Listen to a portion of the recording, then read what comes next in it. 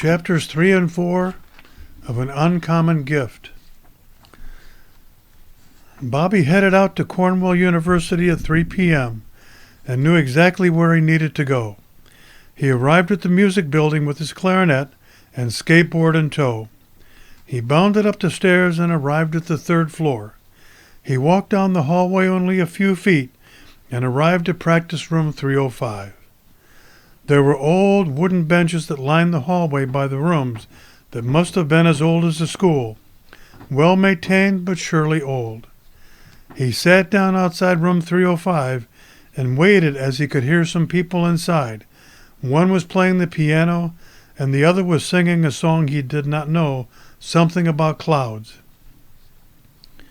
His watch said 3:45 as he saw a young man coming toward him. He had a smile on his face. "Are you Bobby Mason?" the man asked. "Yes, sir, I am," replied Bobby with a smile as he stood up. "I am Mark Malone, your new clarinet teacher," he added. "It's nice to meet you. I see we need to wait a few minutes to get into our room. Can I see your clarinet case?" he asked.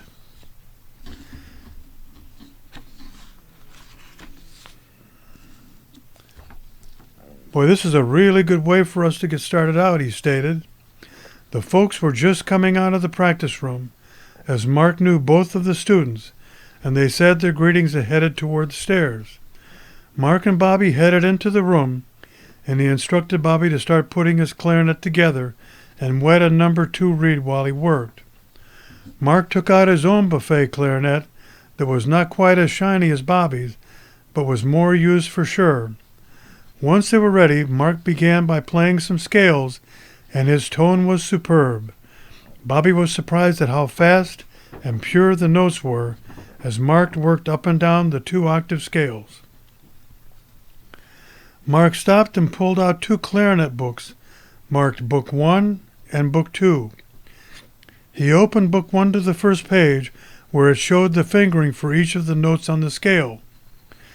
Mark helped Bobby get the reed and ligature set to the right position on the mouthpiece and tightened it down after Bobby moistened the reed.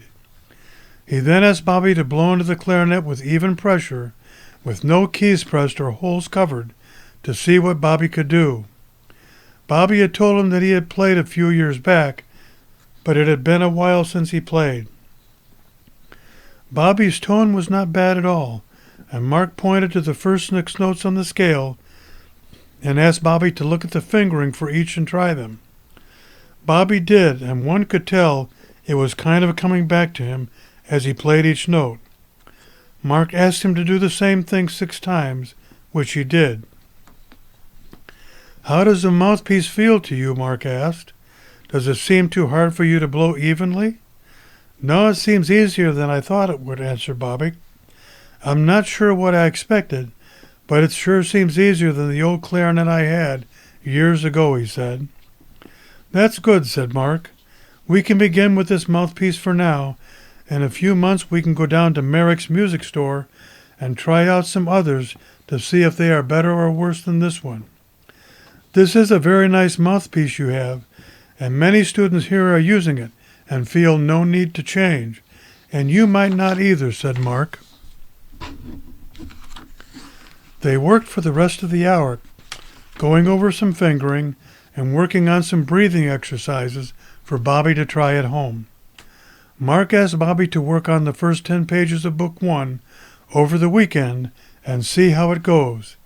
He felt that since Bobby had been playing before, he would see how much Bobby could do on his own, and Bobby agreed.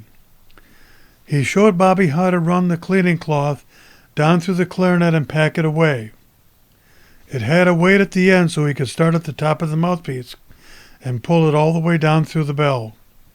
He also mentioned that if Bobby had some orange peels at home, he could put some pieces of the peel inside the case to keep the humidity up for keeping the wood clarinet at the right humidity. "This was a very good first lesson," said Mark to Bobby. "Did you enjoy yourself today?" he asked.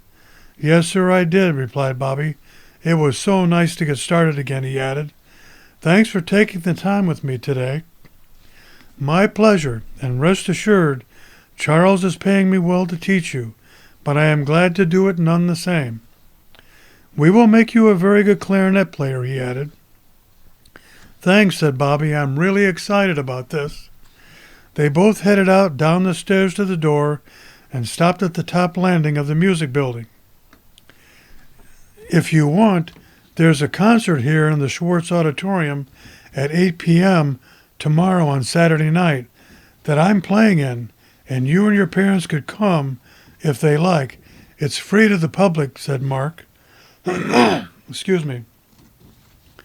I will ask my folks, said Bobby. I would like that, and my parents might like to get out of the house.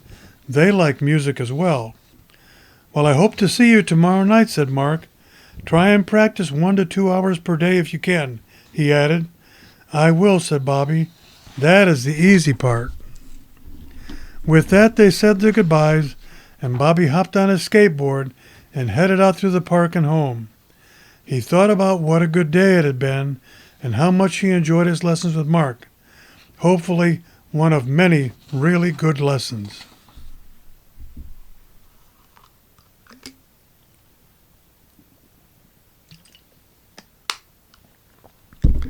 Well, obviously that was the end of chapter 3. Chapter 4. As Bobby was getting home, his high school friend and neighbor Diane Davis was also just getting home from her violin lesson. She and her mom were just getting out of the car in their driveway. They saw Bobby come wheeling into his driveway on his skateboard and his clarinet case in hand. Hi, Bobby, said Diane loudly, so she could be sure to be heard. Hi, Diane, said Bobby. Hello, Miss Davis, said Bobby, so as not to seem rude. Hello, said Mrs. Davis. What's in the case you're carrying? Oh, it's just my new clarinet I received as a gift from a very nice gentleman, replied Bobby. I didn't know you played the clarinet, stated Diane. I haven't seen you in the school band. When did you start playing, she asked, with great surprise.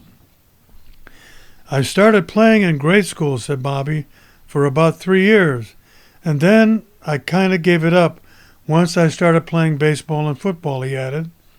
I should have kept it up, he added with a lot of sadness in his voice. Well, good for you, said Mrs. Davis. I hope you stay with it.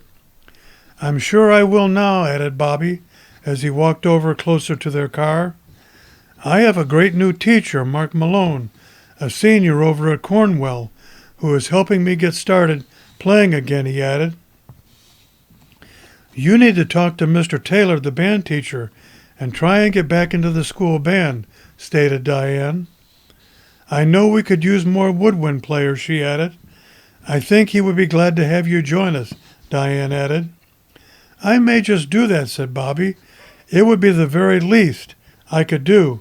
More practice time and keep me playing more, he added. Diane, there is a concert over at the university tomorrow night. Would you like to come, as I am asking my parents to take me, asked Bobby. It starts at 7:30, added Bobby. Please come with me if my parents will go. Mom, would it be all right if I go? Diane asked. I would really like to hear a concert over at Cornwell, she added. I don't see why not, said Mrs. Davis. I'm sure you would both have a great time, she added. Your parents won't mind, will they? Added Bob. She added. Not at all, said Bobby. We'll probably leave about 6:30 or 7, so come on over before then any time. If that's okay, Bobby asked of Diane. That'll be fine, Diane said. I can't wait to go.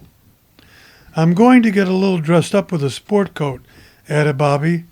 I think we should go looking our best to the concert, he said. Kind of a big night out for me. Well, I will wear a nice church dress, said Diane. I'll want to keep up with you, she said with a smile. A date it is, she added. I'll see you tomorrow. And keep practicing, she said with a smile. You too, said Bobby. I'll see you tomorrow night. With that, he headed toward the back door and went inside. Diane and her mom went in the front door as they only pulled their car part way in the driveway. Bobby found his mom in the living room, doing some mending of some socks, sitting on the sofa, listening to some music on their nice stereo. "Hi, Mom," said Bobby. "I asked Diane next door to come to the concert with me tomorrow night over at the college. Mark Malone, my clarinet teacher, told me all about it. Would you and Dad please come and take us there?" he asked. "Please, please." "Well, of course we will," said Bobby's mom. "That would be great fun for all of us." "How about if we all go out to dinner before the concert?" she asked. "Diane is invited, of course," she stated. "Why don't you call her and get her permission from Joyce, her mom?" asked Mary. "I will," said Bobby with great excitement as he bolted into the kitchen phone hanging on the wall. "I will call your father and fill him in," added Mary Mason. Bobby dialed the Davis's phone number and Mrs. Davis answered. "Hello, Mrs. Davis." "Mrs. Davis, this is Bobby next door. My mom said that we would all go out to eat dinner before the concert tomorrow night, if that's all right with you and Diane," he asked. Mrs. Davis put her hand over the phone and called out to Diane to see if that was what she'd like to do. Diane said sure, and Mrs. Davis came back to the phone. "Bobby," Diane said, "that would be great. What time would you like for her to come over?" "How about 5:30 sharp, and that way we won't be late getting to the university," said Bobby. "Okay," said Mrs. Davis. "I'll have Diane over slightly before 5:30. "Thanks again for the invite," she added. "Bye, Bobby," as she hung up the phone. Bobby went back to see his mom and tell her that it was all set, as she was sure they were all going to have such a great time. Bobby grabbed his clarinet and bolted up the stairs to his room while his mom called Dad at work to fill him in on their big night out tomorrow. Bill liked the idea as well and said it would be very nice for them to get out for an evening of music and some good food. The plans were set. He told Mary he was going to invite Charles and his wife, if he had one, and to meet them at the Crescent restaurant if they would join them, the Masons, and it was going to be Bill and Mary's treat, of course. It was the least they could do. This was going to turn out to be quite a night.